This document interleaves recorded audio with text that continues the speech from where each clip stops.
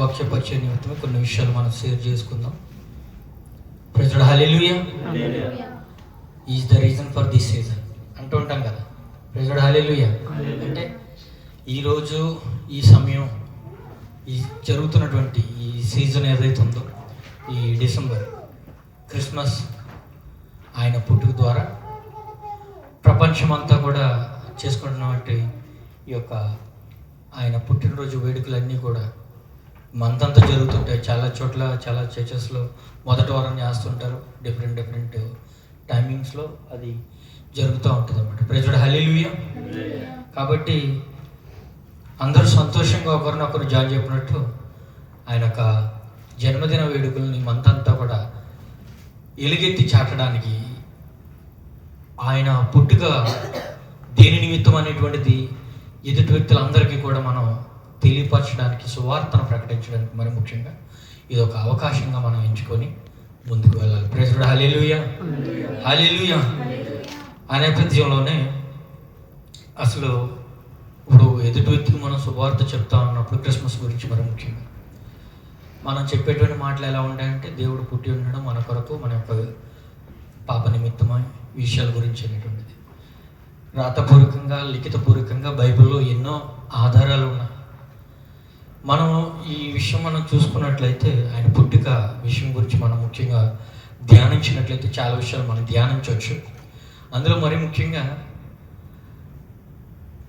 భవిష్యత్తు ఏదైతే అయి ఉన్నదో, తనను గురించి తాను భవిష్యత్తులో ఏమై ఉన్నాడో తన గురించి తానే ప్రచురించుకోవడానికి దేవుడు చేసినట్టు యొక్క కార్యం, దేవుని యొక్క పుట్టుకను ముందుగానే ప్రవచనాల ద్వారా తెలియపరచడం. ప్రైజ్ లార్డ్, హల్లెలూయా, హల్లెలూయా.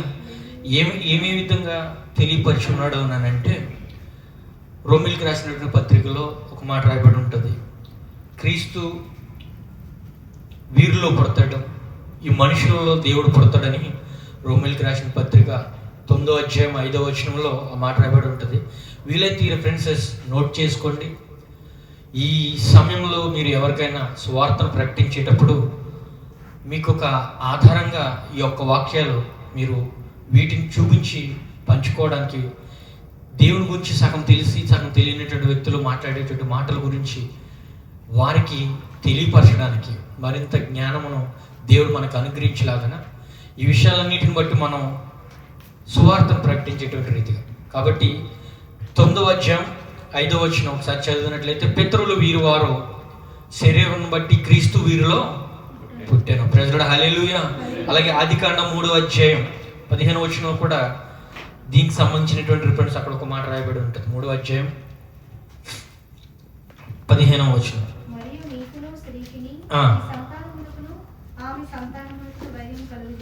ప్రైజ్ లార్డ్, హల్లెలూయా. కలగజేసి అక్కడ ఏం చేశాడంటే దేవుడు అదే స్త్రీ యొక్క గర్భం వాడుకుని దేవుడిని ఈ భూపైకి మన కొరకు పంపిస్తున్నాడు. ప్రైజ్ లార్డ్, హల్లెలూయా.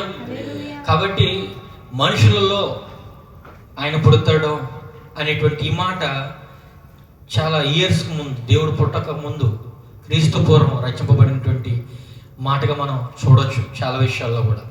అది ఎట్లా అంటే, ఆయన పుట్టడానికి కొన్ని ఆనవాళ్ళు దేవుడు సెలవిచ్చున్నాడు. నక్షత్రమును పంపిస్తాను, ఆ నక్షత్రం వెలుగు మార్గం ద్వారా జ్ఞానులు దాన్ని గ్రహించి ఆయన ఎక్కడ ఉండబోతున్నాడు అనేటువంటి విషయాన్ని కూడా వాళ్ళు తెలుసుకోవడానికి ఒక ఆధారం. అది ఆ విషయం ఎప్పుడు చెప్పినారని అంటే, మనం బైబిల్ గ్రంథం ప్రకారంగా ఆ రిఫరెన్స్ మనం చూసినట్లయితే సంఖ్యాకాండం 24వ అధ్యాయం 17వ వచనంలో ఆ మాట రాయబడి ఉంటుంది.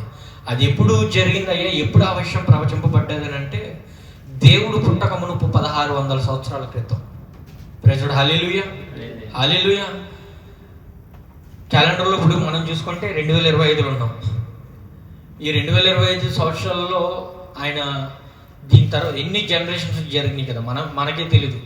మనకు కూడా ఎక్కడి వరకు తెలుస్తుంది అంటే మన తాతలు లేదా వాళ్ళ ముత్తాతలు. అంతకుముందు జనరేషన్ గురించి మనం చెప్పాలి, వాళ్ళ యొక్క ఆలోచన విధానం ఏంటి తెలుసుకోవాలి, లేకుంటే వారికి ఏ విధమైనటువంటి ఆస్తులు ఉన్నాయి అవన్నీ కనుక్కోవాలంటే కూడా చాలా కష్టతరమైనటువంటి పరిస్థితి. కొన్నిసార్లు ఇప్పుడు ఉన్నటువంటి పరిస్థితి ఎట్లా అయిపోయిందంటే, సొంత తల్లిదండ్రుల యొక్క బాగోగును కూడా మనం పరిస్థితికి తెలుసుకోలేనటువంటి పరిస్థితుల్లో కూడా కొన్నిసార్లు ఉండిపోతాం. రీజన్ ఏంటంటే బిజీ టైమ్ స్కెడ్యూల్స్. రాత్రి అదే మాట్లాడుకున్నాం మనం. ఆ టైం స్పెండింగ్ అనేటువంటి విషయంలో. ఇక్కడ 1600 సంవత్సరాల తర్వాత ఏం జరగబోతుంది అనేటువంటి మాట సంఖ్యాకాండంలో అక్కడ రాయబడి ఉంటుంది. మీరు చూడండి 24వ అధ్యాయం 17వ వచనం. ఆయనను చూచుచున్నాను కానీ ప్రస్తుతం ఉన్నట్టు కాదు, ఆయన్ను చూచుచున్నాను కానీ సమీపమున ఉన్నట్టు కాదు. నక్షత్రము యాకోబులో ఉదయించును, రాజదండము ఇశ్రాయేలులో నుండి లేచును. అది మోయాబు ప్రాంతంలోను కొట్టును, కలహ వీరులందరినీ నాశనం చేయును. హల్లెలూయా. ఈ సిగ్నిఫికెంట్ అన్ని కూడా ఎప్పుడు జరిగిందని చెప్పుకున్నాం? 1600 సంవత్సరాల క్రితం. అందు గురించి ఎదుటి వ్యక్తికి క్రిస్మస్ అనేటువంటి యొక్క పదమును వాడుకొని, ఈ యొక్క సమయమును వాడుకొని, లేకుంటే ఈ యొక్క పండగను మనం వాడుకొని ఎదుటి వ్యక్తికి మనం సువార్తను ప్రకటించేటువంటి విషయంలో ఇవన్నీ కూడా మనకి దోహదపడతాయనేటువంటిది. అలాగే కన్యక గర్భను పుడతాడని యెషయా గ్రంథం 6వ అధ్యాయం 7-14 వచనాల్లో కూడా అక్కడ రాయబడి ఉంటుంది. రిఫరెన్స్ మీరు రాసుకున్నట్లయితే ఎదుటి వ్యక్తులకు మీరు చెప్పేటప్పుడు ఇవి ఖచ్చితంగా మీకు యూజ్ అవుతాయనేటువంటి ఉద్దేశంతో ఈ రిఫరెన్స్లు అన్ని చదివించడం జరుగుతుంది అనమాట. ఇది ఎప్పుడు 6వ అధ్యాయం 7వ వచనం. ఇది నీ పెదవులకు తగిలెను గనుక నీ పాపమునకు ప్రాయశ్చిత్తమాయెను, నీ దోషము తొలగిపోయెను అని. అప్పుడు నేను ఎవని పంపెదను, మా నిమిత్తము ఎవడు పోవునని ప్రభు సెలవీయగా. 14వ వచనం.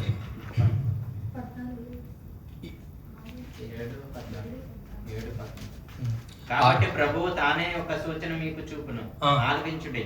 కన్యక గర్భవతి కుమారుని కని అతనికి ఇమ్మానుయేలు అని పేరు పెట్టుడు. హల్లెలూయా.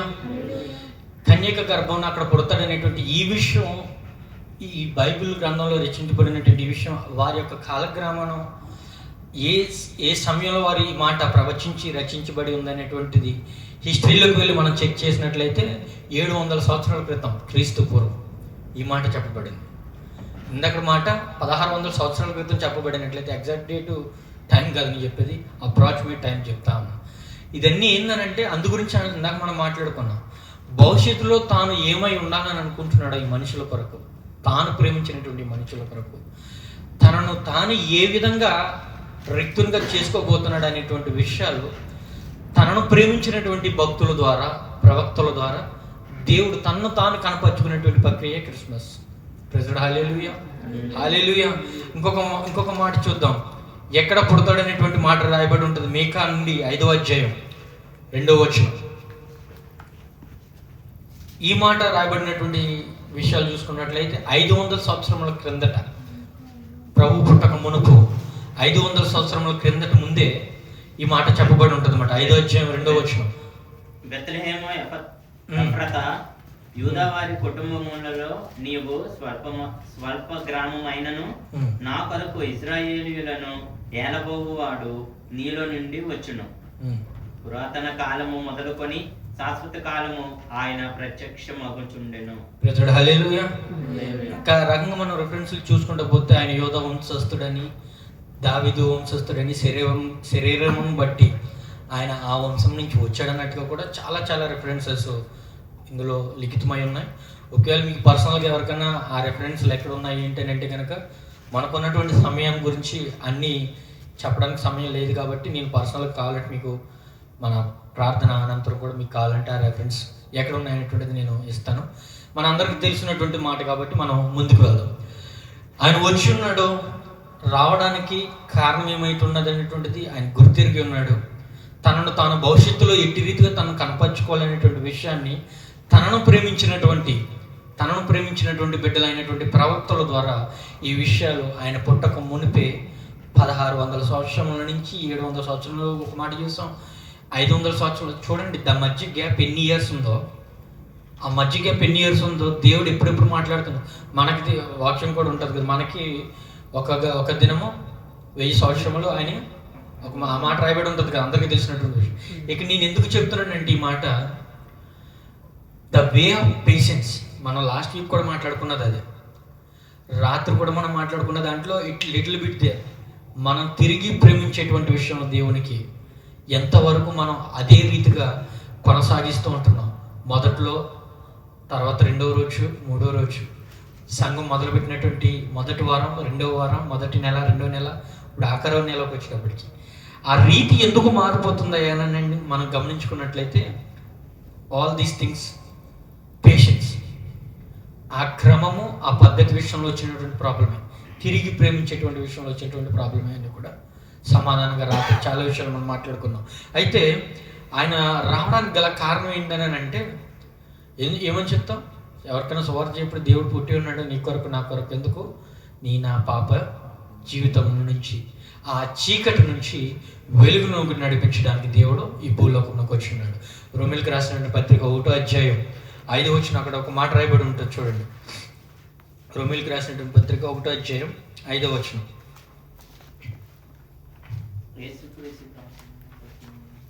దేవుని సువార్త నిమిత్తము ప్రత్యేకింపబడిన వాడునైన పౌలు రోమాలో ఉన్న దేవుని ప్రియులకందరికీ అనగా పరిశుద్ధులుగా ఉండుటకు పిలువబడిన వారికి అందరికీ శుభమని చెప్పి రాయన్నది. మన తండ్రి అయిన దేవుని నుండి ప్రభు అయిన యేసుక్రీస్తు నుండి కృపా సమాధానములు మీకు కలుగుగాక. ఇక్కడ నుంచి చదువుతాను చూడండి. యేసుక్రీస్తు శరీరం బట్టి దావీదు సంతానము గాను, మృతుల నుండి పునరుద్ధానుడైన పరిశుద్ధమైన ఆత్మను బట్టి దేవుని కుమారుని గాను ప్రభావంతో నిరూపింపబడింది. ఇక్కడ 3 విషయాలు కనబడతాయి. ఆయన పుట్టుక, జననం, మరణం, తర్వాత ఆత్మ కూడా కనబడుతుంది. ఇది ఎట్లా మనం మాట్లాడుకోవాలని అంటే, ఆయన ఎందుకు వచ్చున్నాడు అయ్యానంటే, ఆయన పుట్టి చనిపోవడానికి వచ్చున్నాడు. ప్రజడు హల్లెలూయా. ఏందయ్యా పుట్టుకతోనే చావు గురించి లేదు. ఆయన వచ్చినటువంటి రీతి అది. ఆ చావు వెనక, ఆయన మరణం వెనక ఉన్నటువంటి క్రియ ఏంటి? మనందరి యొక్క పాపములను సిలువపై తీసుకెళ్ళి అక్కడ నలగొట్టడం. దాని కొరకు ఆయన వచ్చిన్నాడు. ఎంత రిక్తంగా చేసుకున్నాడు అని అంటే, ఆ దావీదు వంశస్థురాలైనటువంటి అక్క క్రమేపీ వచ్చినటువంటి ఆ స్త్రీ గర్భమును వాడుకొని సాదా సీదా మనుషునిగా పుట్టడానికి ఇష్టపడ్డాడు. ఎన్ని సంవత్సరాల క్రితం ముందు మనకి ప్రవచనం చెప్పాడు? 1600 సంవత్సరాల క్రితం చెప్పి చేశాడు. పుట్టి ఉన్నాడు. పుట్టిన తర్వాత ఆయన చనిపోయాడు. ఎందుకు చనిపోయాడు? మన కొరకు, మన అపరాధ తప్పుదముల కొరకు, మనందరి కొరకు. ఆ విషయాలు కూడా మనం ముందు చూద్దాం. అందరి విషయాల కొరకు చనిపోయాడు. ఆయన చనిపోవడానికి కూడా ఒక కారణం ఉంది. ఆయన చనిపోయాడు తిరిగి లేవడానికి. ప్రజడ హల్లెలూయా, హల్లెలూయా. ఆ పునరుద్ధాన దినం అనేటువంటిది కరెక్ట్గా మనకి అవగాహన లేకపోయినట్లయితే, మనం వచ్చినటువంటి బ్యాక్గ్రౌండ్, మన హిందూ కల్చర్లో నుంచి వచ్చినటువంటి బ్యాక్గ్రౌండ్లో కూడా చాలామంది దేవుళ్ళు పుట్టారు, కలియుగ పురుషులుగా పిలువబడి ఉన్నారు, చనిపోయి ఉన్నారు. దాన్ని బట్టి వారు కూడా వాళ్ళ గ్రంథాల్లో రచించున్నారు, చేస్తున్నారు. కానీ ఈయన చేసినటువంటి విషయాలు, వాళ్ళు చేయలేకపోయినటువంటి విషయాలు కూడా మనం చాలా చూడవచ్చు. మరలా తిరిగి లేచి ఆయన ఏం చేశాడు? ఆరోహణం అయిపోతూ కూడా అక్కడ ఉన్నటువంటి వారి శిష్యులకు అందరికీ కనబడి, అక్కడ కూడా ఆయన తన యొక్క కార్యం, దేవుడు అప్పచెప్పినటువంటి పని నిమిత్తమే తూచా తప్పకుండా ఆయన పాటించినట్టుగా మనం చూస్తాం. ప్రైజ్ హల్లెలూయా. ఆయన పుట్టుక అవసరం, కారణం ఆయన మరణం కొరకు. ఆయన మరణం అవసరం, కారణం తిరిగి లేవడం కొరకు. ఆ మాట అక్కడ విశదీకరింపబడింది. యేసుక్రీస్తు శరీరం బట్టి దావీదు సంతానంగా పుట్టి ఉన్నాడు. మృతులలో నుండి పునరుద్ధానుడై మరలా పరిశుద్ధమైనటువంటి ఆత్మను బట్టి దేవుని కుమారుడు గాను ప్రభావంతో నిరూపబడింది. ఇది నిరూపబడినటువంటి సత్యం, జరిగినటువంటి హిస్టరీ. దీంట్లో ఎటువంటి కల్పిత కథలు లేవు, ఎటువంటి యాడింగ్ స్టోరీస్ ఏమీ కూడా ఇందులో ఖచ్చితంగా లేవు. ఇది ఎందుకు మీకు ఈ మాటలన్నీ జ్ఞాపకం చేస్తున్నానంటే, మీరు ఇందాక నుంచి కూడా మీరు రాసుకున్నటువంటి రిఫరెన్స్ మళ్ళీ ఇంటికి వెళ్ళిన తర్వాత మీరు చూసినట్లయితే, ఏ వ్యక్తికైనా మీరు సువార్త చెప్పాలంటే ఇది చాలా ఈజీగా అవుతుంది అందరికీ. ప్రైజ్ హల్లెలూయా, హల్లెలూయా. ఈ క్రిస్మస్ మనం వాడుకొని చెప్పబోయేటువంటి సువార్త దేవుని పుట్టుక గురించి మనం చెప్పవలసి వస్తుంది. ఆయన ఎందుకు పుట్టాడు అయ్యానంటే, ఇందు నిమిత్తమై పుట్టాడు ఆయన. ఆయన పుట్టుక అవసరం, కారణం ఆయన మరణం కొరకు. ఆయన మరణం అవసరం, కారణం ఆయన పునరుద్ధానం చెందుట కొరకు. మరలా తిరిగి లేచి ఆయన యొక్క ఆ పరిశుద్ధాత్మ దేవుని మనందరికీ ఇవ్వడం కొరకు మరలా ఇవన్నీ దేవుడు చేసి ఉన్నాడు. అసలు ఎందుకు అవసరం వచ్చిందని అంటే, అక్కడ ఒక మాట రాయబడి ఉంటుంది చూడండి. యెషయా గ్రంథం 9వ అధ్యాయం 2వ వచనంలో యెషయా కాలం నాటి ప్రజలందరి గురించి, అక్కడ వారు ఉన్నటువంటి బ్రతుకు తీరును బట్టి గురించి అక్కడ కొన్ని మాటలు రాయబడి ఉంటాయి. 9వ అధ్యాయం 2వ వచనం. చీకట్లో నడిచి జనులు గొప్ప వెలుగును చూచుచున్నారు, మరణ ఛాయ గల దేశ నివాసుల మీద వెలుగు ప్రకాశించును. హల్లెలూయా. చీకటిలో వారు ఎక్కడ ఉన్నారట? అక్కడ ఉన్నటువంటి ఆ ప్రజలందరూ కూడా చీకటిలో నడిచేటువంటి జనులు గొప్ప వెలుగును చూడబోతున్నారు. ప్రైజ్ హల్లెలూయా, హల్లెలూయా. దేవుణ్ణి పుట్టుకకు నక్షత్రమును పోలికకు అది ఉంది. చీకట్లో నడుచు జనులకు గొప్ప వెలుగు చూచుచున్నారు, మరణ ఛాయలు దేశ నివాసుల మీద వెలుగు ప్రకాశింపబడుతుంది. వారి జీవితంలో వారు చేసినటువంటి, వారు బ్రతుకుతున్నటువంటి విధి విధానాలను బట్టి మరణ ఛాయలకు కొట్టుకోబడినటువంటి పరిస్థితులు వారు ఉంటే, అటువంటి దేశ నివాసుల మీదట వెలుగు ప్రకాశించబోతుందట. ప్రైజ్ లార్డ్, హల్లెలూయా, హల్లెలూయా. మన అందరి జీవితంలో ఇది జరిగింది. Is that right are not? జరిగిందా లేదా? ఆ వెలుగును మనం పొందుకుని ఉన్నాం. వెలుగును వాక్యంతో పోలుస్తూ ఉంటాం. వెలుగును దేవునితో మనం ఎందుకు చాలాసార్లు కూడా మనం మాట్లాడుకుంటూ ఉంటాం. చీకటిలో ఉన్నటువంటి మన బతుకు అంటే అప్పటి వరకు మనం ఏదో అంధకార చీకట్లో నడుస్తున్నాం, మనకి లాంతర్ లేదు, లైట్ లేదు, టార్చ్ లేదు, ఆ రకమైనటువంటి జీవితం కాదు.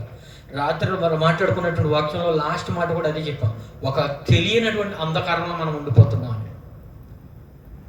దాన్ని మరీ ఇది ఓపెన్గా మాట్లాడడం వల్ల అది వేరే మీనింగ్ వచ్చేటువంటి పరిస్థితి ఏర్పడింది రాత్రి. I recollected that word. మనం ఎట్లా అంటే గుర్తెరిగి ఈరోజు మళ్ళీ అంధకార పరిస్థితులు ఉండేటువంటి పరిస్థితులు మనం ఉండొద్దని. Praise lord, hallelujah, hallelujah. ఆ దేవుడు మనపై ప్రకాశించినటువంటి ఆ వెలుగును, ప్రకాశవంతమైనటువంటి ఆ వెలుగు కొరకు మనం దేవుడు ఏర్పరచుకున్నాడు, మనల్ని దేవుడు ఏర్పరచుకున్నాడు.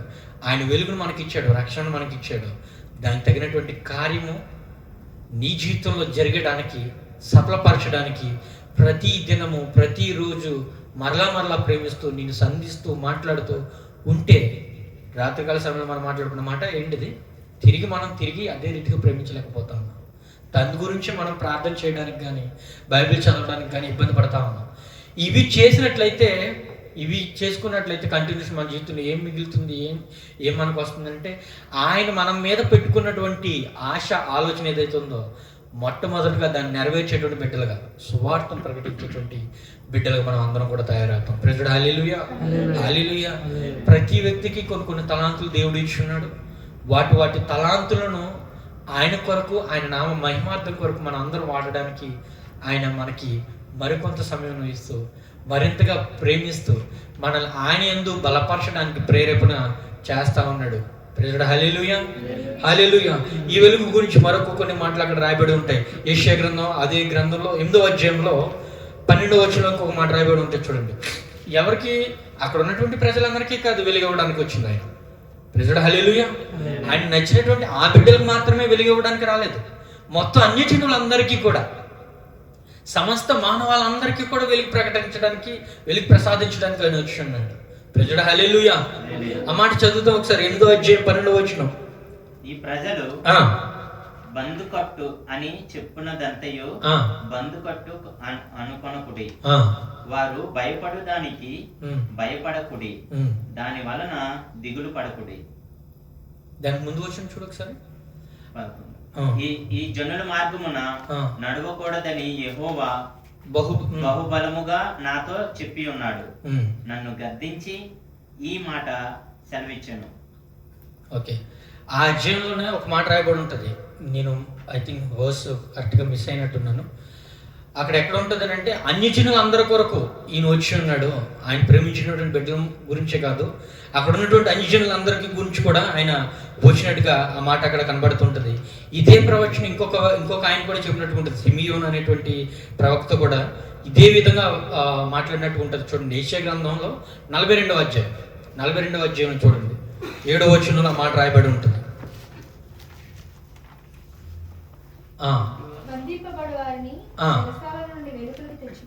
ప్రైజ్ లార్డ్, హల్లెలూయా, హల్లెలూయా. బంధింపబడి ఉన్నటువంటి వారందరినీ చెరసాల నుండి వెలుగులోనికి తెచ్చడానికి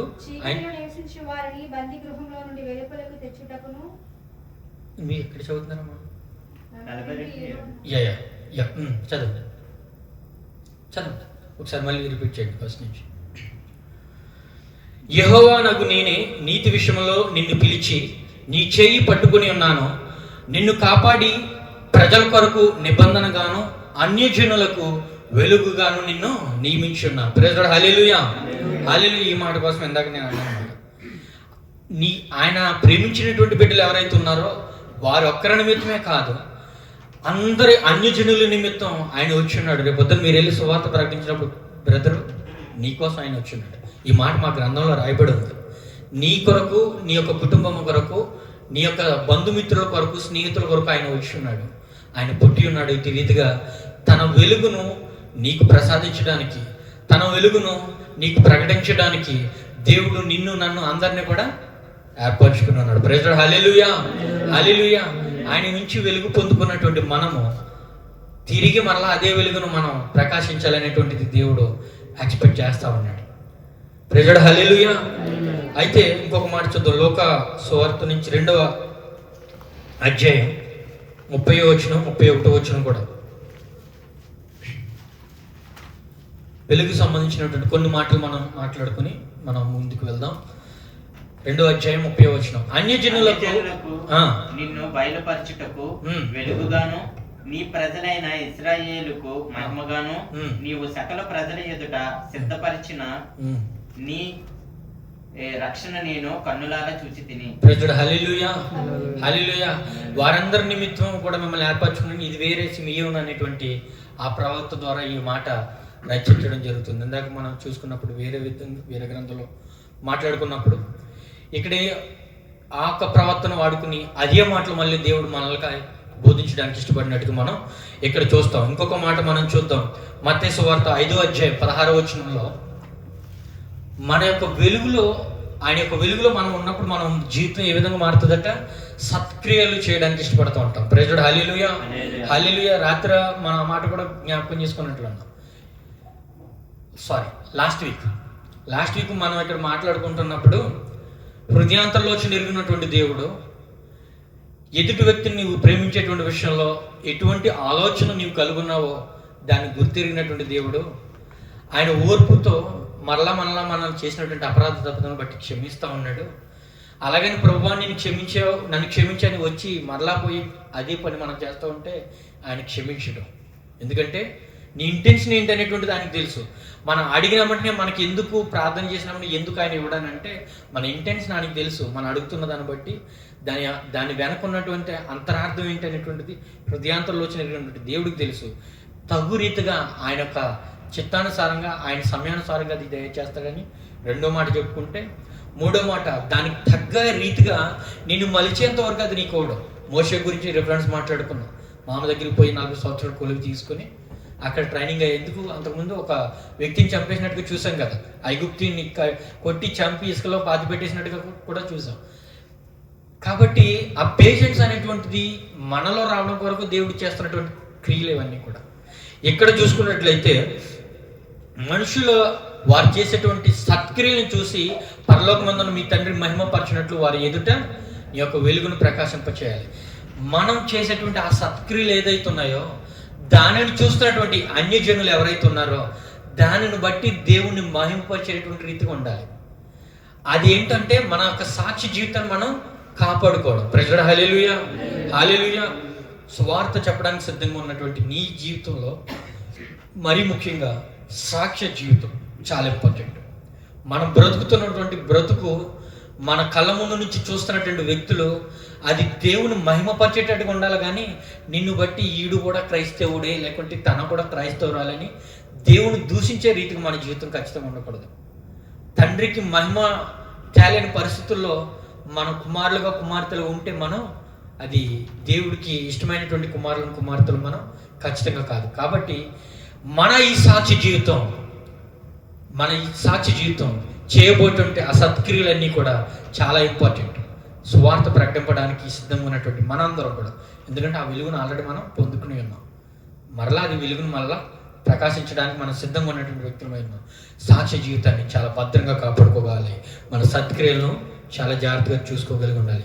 మాట్లాడేటువంటి విషయంలో ఆ వెలుగు మన దగ్గర ఉన్నప్పుడు నిత్యము కూడా అది మనల్ని సంతోషం వైపు నడిపిస్తూ ఉంటుంది.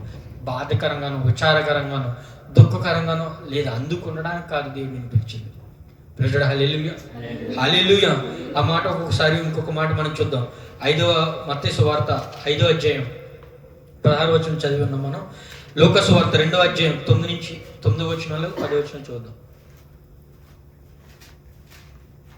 ప్రభుదూత వారి యొద్దకు వచ్చి నిలిచెను. ప్రభు మహిమ వారి చుట్టూ ప్రకాశించినందున వారు మిక్కిలి భయపడిరి. అయితే ఆ దూత భయపడకుడి, భయపడకుడి, ఇదిగో ప్రజలందరికీ కలగబోవు మహా సంతోషకరమైన సువర్తమానం నేను మీకు తెలియజేయుచున్నాను. ప్రైజ్ ది లార్డ్, హల్లెలూయా. ఆ వెలుగు వచ్చినప్పుడు ఆ సంతోషకరమైనటువంటి సువార్త ఏదైతుందో అది మనం ప్రచురణ చేయడానికి ఆయన వెలుగులో నిన్ను నన్ను ఉంచున్నాడు. ప్రైజ్ ది లార్డ్, హల్లెలూయా, హల్లెలూయా. ఈ యొక్క సువార్తమానమును ప్రకాశిస్తున్నటువంటి ఆ వెలుగును చూసి భయపడినటువంటి ఆ జనులకు ఆ మాట అక్కడ దేవదూత చెప్తున్నటువంటి మాట ఉంది కదా, మహా సంతోషకరమైనటువంటి సువార్తమానమును నేను మీకు తెలియజేస్తున్నాను. అది ప్రకటించడానికి ఆ రోజు దేవదూతలను వాడుకున్నప్పుడు ఇన్ని చూసి ఆయన రుచి చూసి గుర్తెరిగి ఆయన యొక్క నీడలో ఆయన యొక్క ఆజ్ఞలను గైకుంటూ ఆయన మహిమపరిచేటువంటి బిడ్డలుగా సాక్ష్యాన్ని కాపాడుకుంటూ ప్రతిదినం మన యొక్క ప్రార్థన విషయంలో కరెక్ట్గా ఉంటూ ఆయన ఆరాధిస్తూ ఆయన సంతోషపెట్టేటువంటి బిడ్డలుగా మనం కూడా ఆ యొక్క వెలుగులో ఉండి ఉండాలి. ప్రైజ్ ది లార్డ్, హల్లెలూయా, హల్లెలూయా. మరొక మాట చూద్దాం. వెలుగులో ఉన్నటువంటి వారు సత్యంను గూర్చి తెలియచేయడం అనేటువంటి విషయం. కీర్తన 43వ కీర్తన 3వ వచనం.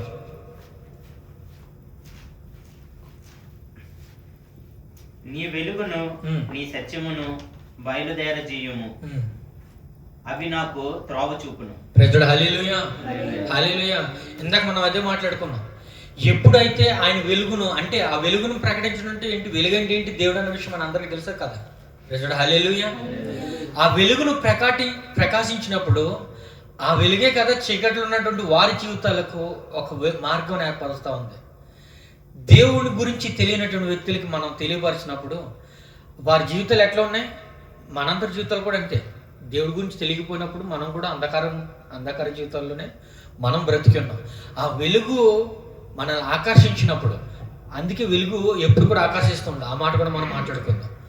ఆ వెలుగు ఒకరి చేత ప్రచురణ చేయబడినప్పుడు దాన్ని గైకున్నటువంటి వ్యక్తుల జీవితాలు మారడానికి గల కారణం ఏంటో తెలుసా, నువ్వు నేను చెప్పబోయేటటువంటి సువార్త. ప్రైజ్ ది లార్డ్, హల్లెలూయా, హల్లెలూయా. దయచేసి సమయాన్ని సద్వినియోగపరుచుకుందాం.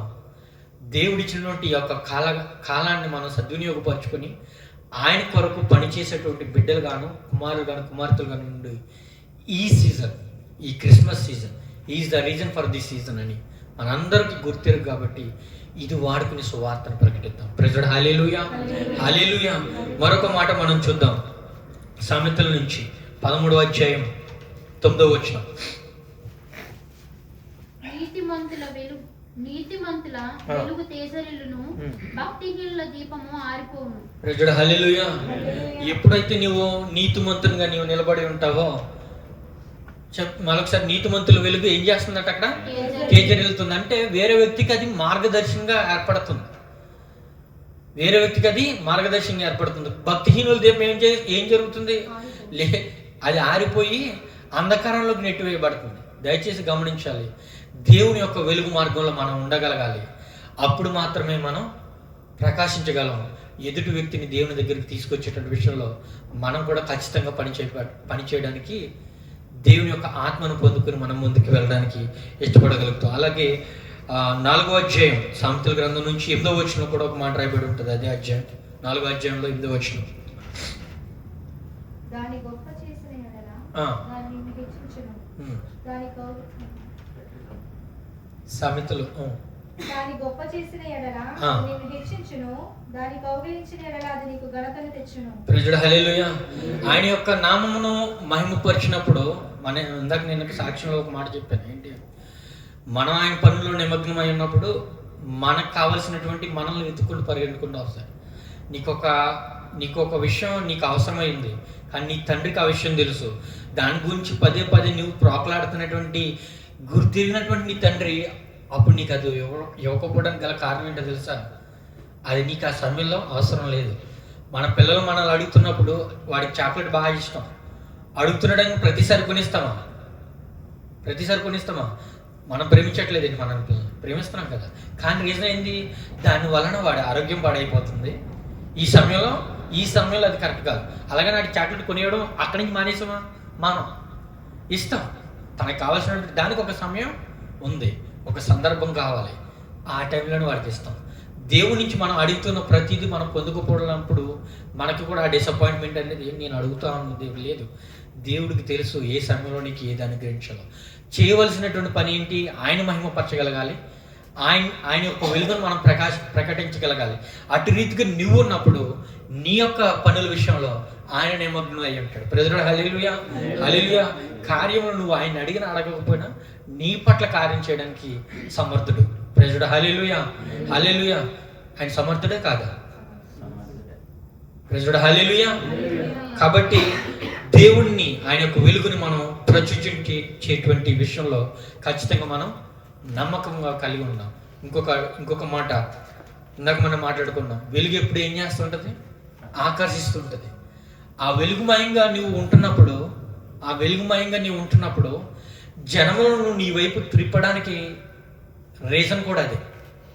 ఆ వెలుగు మహిమలో, ఆ వెలుగు బ్రతుకులో నీ బ్రతుకుతున్నప్పుడు జనములు దానిని బట్టి నీ వైపు వారు ఆకర్షింపబడతారు. ప్రసంగిలో మాట రాయబడి ఉంటుంది చూడండి,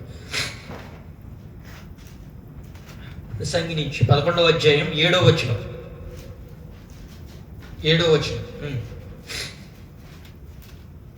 వెలుగు మనోహరమైనది, సూర్యుని చూచుట కన్నులకు ఇంపుగా ఉన్నది. ప్రైజ్ హల్లెలూయా. వెలుగు ఎప్పుడు కూడా మనోహరంగా ఉంటుంది. అదేం చేస్తుందట? అట్రాక్షన్ చేస్తుంటుంది.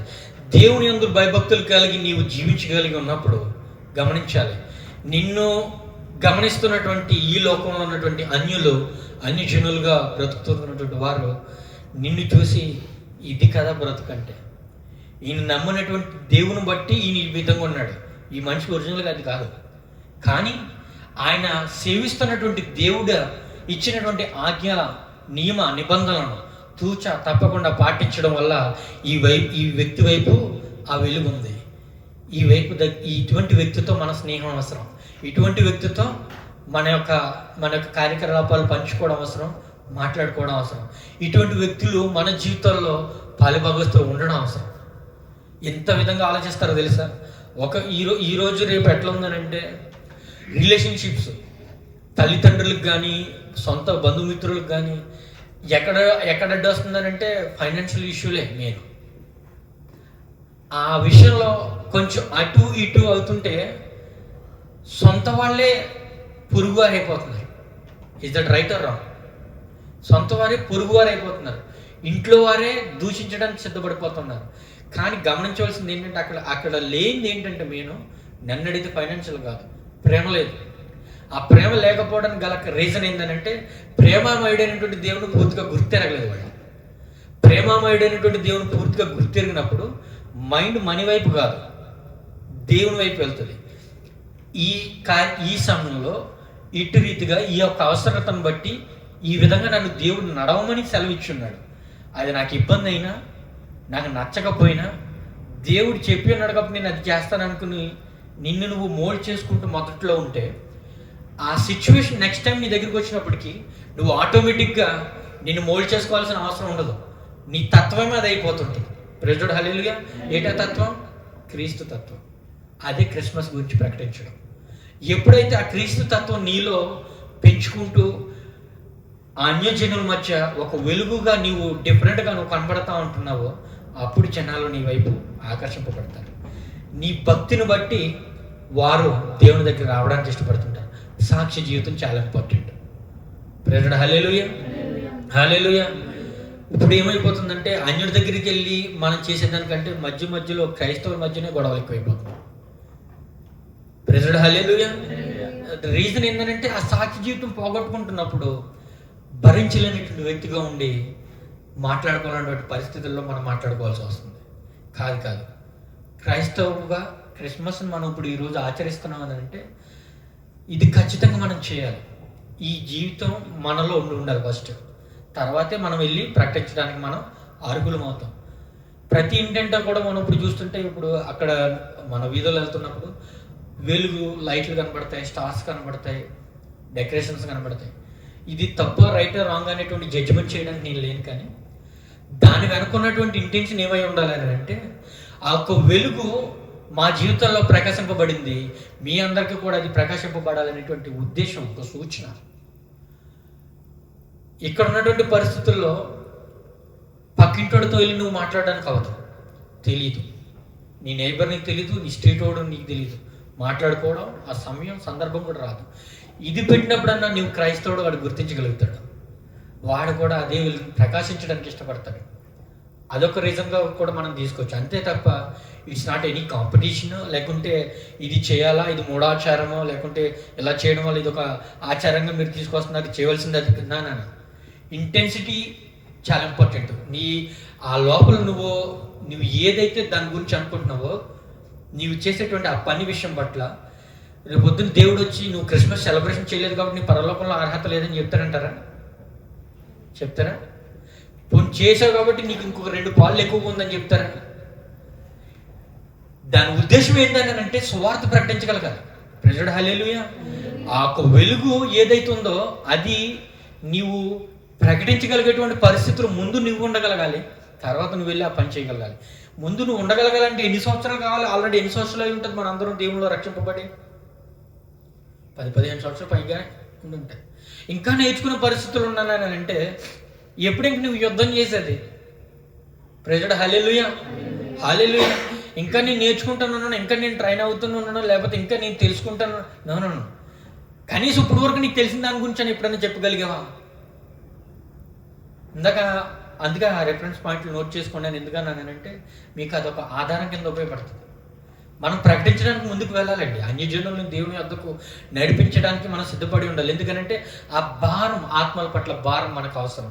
ఈరోజు క్రిస్మస్ ఈ మంత్లో మనం సెలబ్రేట్ చేసుకోబోతున్నాం అంటే ఈ క్రిస్మస్ని బట్టి సంఘముగా మనం ఏం నేర్చుకోవాలనేటువంటి విషయాలు నేను ఆలోచించినప్పుడు, దేవుడి విషయాలను ముందుకు తీసుకొస్తున్నప్పుడు నాకు చాలా సంతోషం అనిపించింది.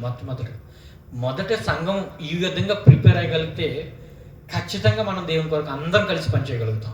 ప్రైజ్ హల్లెలూయా. హల్లెలూయా. యోహాను సువార్త 8వ అధ్యాయం 12వ వచనం ఒకసారి చూద్దాం.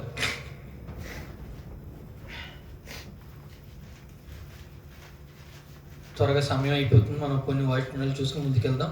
8వ అధ్యాయం 12వ వచనం. మరలా యేసు, నేను లోకమునకు వెలుగును, నన్ను వెంబడించువాడు చీకట్లో నడువక జీవపు వెలుగు కలిగి ఉండునని వారితో చెప్పాను. ప్రైజ్ హల్లెలూయా. మరలా యేసు ఇందాక నుంచి వెలుగు గురించి మాట్లాడుకుని ఇక్కడ డైరెక్ట్ రిఫరెన్స్ దొరుకుతుంది మనకి. యేసు, నేను లోకమునకు వెలుగును, నన్ను వెంబడించు వారు చీకట్లో నడవక జీవపు వెలుగు కలిగి ఉండునని వారితో చెప్పాను. ఈ మాట చెప్పండి సువార్త. ఆయన వెంబడించాలి. ఆయన వెలుగై ఉన్నాడు. ఆయన వెంబడించినప్పుడు మన అంధకారంలో మనం నడవము. అలాగే అదే గ్రంథం నుండి 1వ అధ్యాయం 4వ వచనం చూడండి. 1వ అధ్యాయం 4వ వచనం.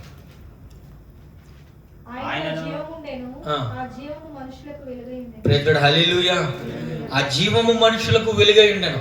ఆ యొక్క జీవమును గూర్చి కదా ఈరోజు మనం ప్రకటించడానికి సిద్ధపడి ఉన్నాం. ఆయన జీవించి ఉన్నాడయ్యా. ఆయన పుట్టి ఉన్నాడు. ఆయన పుట్టుక అవసరం, కారణం ఆయన మరణం కొరకు. ఆయన మరణం అవసరం, కారణం ఆయన పునరుద్ధాన దినం కొరకు. ఈ రెండిని కూడా అవసరమై ఉండి ముందుగానే భవిష్యత్తును గుర్తిరిగినటువంటి దేవుడు తనను ప్రేమించినటువంటి బిడ్డలను ప్రవర్తనలుగా ఎంచుకొని వారి నుంచి ఈ యొక్క విషయం 1600 సంవత్సరముల క్రిందటే రాయించి ఉంచాడు గుర్తిరగడానికి. ప్రైజ్ హల్లెలూయా. హల్లెలూయా. కీర్తన నుంచి 119 కీర్తన 105వ వచనం ఒకసారి చూద్దాం. నీ కట్టడలను గైకొన్నట్లు నా ప్రవర్తన స్థిరపడి ఉండిన ఎంత మేలు. నీ ఆజ్ఞలన్నిటిని నేను లక్ష్యం చేయనప్పుడు నాకు అవమానం కలుగును. ఈ వాక్యము నా పాదములకు దీపమును, నా త్రోవకు వెలుగునై ఉన్నది. ప్రైజ్ హల్లెలూయా. ఆయన ఒక వాక్యము మన పాదములకు దీపము, త్రోవకు వెలుగునై ఉన్నది. క్రైస్తవులుగా, సంఘం బిడ్డలుగా మనము మన జీవితాన్ని ఎక్కడ ఏ మిర్రర్లో చూసుకోవాలి అని అంటే ఈ వాక్యం అనేటువంటి మిర్రర్లో మనం సరి చేసుకోగలగాలి. అందుగురించే వాక్య ధ్యానం చాలా ఇంపార్టెంట్. బైబిల్ చదవడం చాలా ఇంపార్టెంట్. సమయాన్ని సద్వినియోగపరచుకోండి అనేటువంటి మాటలు రాత్రికాల సమయంలో మనం మాట్లాడుకుని ఉన్నాం. దయచేసి గమనించుకోండి. ఆ ఒక్క వాక్యపు వెలుగులో మనం చూసుకోలేకపోయినటువంటి పరిస్థితులు మనం ఉన్నామని అంటే కనుక అంధకారంలో మనం ఉండిపోయి ఉన్నాం. ప్రైజ్ హల్లెలూయా. హల్లెలూయా. యెషయా గ్రంథం 9వ అధ్యాయం 2వ వచనం మరొక మాట. యెషయా గ్రంథం 9వ అధ్యాయం 2వ వచనం. చీకట్లో నడిచి జనులు గొప్ప వెలుగును చూచుచున్నారు. మరణ ఛాయ గల దేశ నివాసుల మీద వెలుగు ప్రకాశించు. ఇది మొట్టమొదటిసారిగా మనం మాట్లాడుకున్నాం. ప్రైజ్ హల్లెలూయా. కాబట్టి అటువంటి చీకట్లో నడిచేటువంటి వ్యక్తులు ఏమై ఉన్నారట? మరణ ఛాయ గలనటువంటి పరిస్థితుల వారు ఉండి ఉన్నారు. మనం ఖచ్చితంగా అట్లా ఉండకూడదు అనేటువంటి విషయమును జనములకు మనం ప్రచురణ చేయగలగాలి. ప్రజలు హల్లెలూయా, హల్లెలూయా. ఆఖరిదిగా ప్రసంగి గ్రంథం నుంచి 11వ అధ్యాయం, ప్రసంగి గ్రంథం నుంచి 11వ అధ్యాయం 7వ వచనం, 8, 9 వచనాలు కూడా చదువుకుందాం. ఎందుకు చేయాలయ్యా విషయాలని అంటే ఒక రీజన్ చెప్పినాడు దేవుడు. చదవమ్మా. వెలుగు మనోహరమైనది, సూర్యుని చూచుట కన్నులకు ఇంపుగా ఉన్నది. ఒకడు చాలా సంవత్సరములు బ్రతికిన యెడల చీకటి గల దినములు అనేకములు వచ్చినని ఎరిగి ఉండి తాను బ్రతుకు దినములన్నీ సంతోషముగా ఉండవలను. ఓకే. రాబోవున్నదంతయు కూడా వ్యర్థము. యవనుడా, నీ యవనమందు సంతోషపడుము, నీ యవన కాలమందు నీ హృదయము సంతృష్టిగా ఉండనిమ్ము. నీ కోరిక చొప్పును నీ దృష్టి యొక్క ఇష్టము చొప్పును ప్రవర్తించుము. అయితే వీటన్నిటిని బట్టి దేవుడు నిన్ను తీర్పులోనికి తెచ్చునని జ్ఞాపకం ఉంచుకొనుము. హల్లెలూయా, హల్లెలూయా. అన్ని చెప్పి నీ ఇష్టం వచ్చినట్టు బ్రతకొచ్చు, ఇష్టం వచ్చినట్టు చేయొచ్చు, అన్ని చేయొచ్చు, మంచి భలే ఉంది అమ్మాయి అనుకునేటప్పటికి లాస్ట్లో వచ్చింది ఒక ట్విస్ట్. ఏంటది? మళ్ళీ ఇదొక ట్విస్ట్. పోనీ బ్రతికి ఉన్నాం, వెలుగులో ఉన్నాం, మంచిగా ఉంది, వెలుగుని తెలుసుకుని ఉన్నాం, మొదట ఏదో వచ్చింది ఇక్కడ చంద్ర ఒకసారి. ఈ వెలుగులోనికి వచ్చున్నాం, వెలుగు అక్కడ ఎందాక ఈ మాట మాట్లాడుకున్నాం. ఏమని? వెలుగు మనోహరమై ఉన్నది, సూర్యుని చూచట కన్నులకు ఇంపుగా. అబ్బా ఎంత బాగుందో ఆ వెలుగని దేవుని చేత అట్రాక్టింగ్ చేయబడ్డాం, వచ్చాం. నెక్స్ట్ 8వ వచనంలోకి వచ్చినట్లయితే అక్కడ ఒక మాట రాయబడింది. ఒకడు చాలా సంవత్సరములు బ్రతికిన ఎడల చీకటి గల దినములు. బ్రతుకట ఇంపార్టెంట్ కాదు, వెలుగులో ఎంతకాలం బ్రతికమనేది చాలా ఇంపార్టెంట్. వెలుగుతో ఎంతకాలం జీవించామనేటువంటిది చాలా ఇంపార్టెంట్. చీకటి గల దినములు అనేక వచ్చినని గుర్తు ఎరిగి తాను బ్రతుకు దినములన్నీ సంతోషంగా, అమ్మ బాబు ఎందుకు ఇంత మనం హ్యాపీగా ఉందాం, సంతోషంగా ఉందాం, దేవుళ్ళలో ఉన్నట్టుగానే ఉందాం, మంచిగా ఉందాం, ఓకే, సంతోషంగా ఉండవలను. రాబో దినములంతా కూడా వచ్చేటువంటి విషయాలు ఏవైతే ఉన్నాయో అవన్నీ కూడా వ్యర్థములై ఉన్నవి. 9వ వచనంకి రండి. ఇక్కడ యవనుడా, నీ యవనందు సంతోషపడము, నీ యవన కాలమందు నీ హృదయం సంతృష్టిగా ఉండనేమో. మంచిదే, అలా కూడా ఉండని. నీ కోరికలు చెప్పినట్టుగా, నీకు ఆలోచన చెప్పినట్టుగా, నీకు ఇష్టం వచ్చినట్టుగా నీవు బ్రతుకు. నీ దృష్టికి నచ్చింది చెయ్యి, నీకు నచ్చిన క్రియలు చెయ్యి, నీకు నచ్చిన నడవడిక నడువు, నీకు నచ్చింది కొనుక్కో, నచ్చింది తిను, నచ్చినట్టుగా ఇష్టం వచ్చినట్టు బ్రతుకు, సింపుల్గా చెప్పుకోవాలంటే. కానీ అయితే వీటన్నిటిని బట్టి దేవుని ఎదుట నీవు తీర్పులోకి వస్తావనేటువంటి విషయం మర్చిపోవద్దు. ఆ వెలుగులో ఉండేటువంటి ఆ వెలుగు దేవుడు మనకి ఇచ్చి ఉన్నాడండి. ఆ వెలుగును మనం వ్యర్థపరుచుకుని మన యొక్క జీవితం కొరకు, మన యొక్క స్వలాభం కొరకు, అవసరతల నిమిత్తం దేవుని ప్రార్థించి అడిగేసి అది పొందుకుని మన స్వలాభం కోసం బ్రతుకుతున్నాం అనుకో, ఫైనల్ డెస్టినేషన్ ఎక్కడ పోవాలి? మనం తీర్పు దినంలో నిలబడాలి. నేను నాకు వెలుగుని ఇచ్చి ఉన్నాను, నా వాక్య జ్ఞానం నీకు ఇచ్చి ఉన్నాను, నా తలాంతులు నీకు ఇచ్చి ఉన్నాను, సమయం ఇచ్చి ఉన్నాను. పనేది? ప్రెజెడ్ హల్లెలూయా. పనేది, దాని యొక్క ఫలితం ఏది? ఇది మనం చూపించలేనప్పుడు తీర్పు దినంలో మనం ఇంతకాలం బ్రతికినటువంటి ఈ బ్రతుకంతా కూడా వ్యర్థంగా ఉండిపోవాల్సిన పరిస్థితి ఏర్పడుతుంటుంది. కాబట్టి చాలా జాగ్రత్త సమయాన్ని సద్వినియోగపరుచుకునేటువంటి విషయంలో, దేవుని యందు భయభక్తులు కలిగి జీవించేటువంటి విషయంలో, మన సాక్ష్య జీవితాన్ని కాపాడుకునేటువంటి విషయంలో, ఆ సాక్ష్య జీవితం ద్వారా ఎదుటి వ్యక్తిని దేవుని యొద్దకు నడిపించేటువంటి విషయంలో, నీకు ఇచ్చినటువంటి దేవుని యొక్క జ్ఞానమును వాడుకొని సువార్త ప్రకటించి ఆ యొక్క వెలుగులోనికి చీకట్లో ఉన్నటువంటి వ్యక్తిని నడిపించే విషయంలో చాలా జాగ్రత్తగా మొట్టమొదటిగా మనం చేసుకోవాల్సింది ఏంటంటే మన యొక్క ప్రవర్తన సరి చేసుకోగలగాలి. ప్రజడు హల్లెలూయా, హల్లెలూయా. కళ్ళు మూసుకుందాం, ప్రార్థన చేసుకుందాం. కళ్ళు మూసుకొని ప్రార్థన చేసుకుని మనం ముందుకు వెళ్దాం. స్తోత్రం. ఒకరు ప్రేరింపబడినటువంటి వారు మనం ముందుకు వచ్చినట్లయితే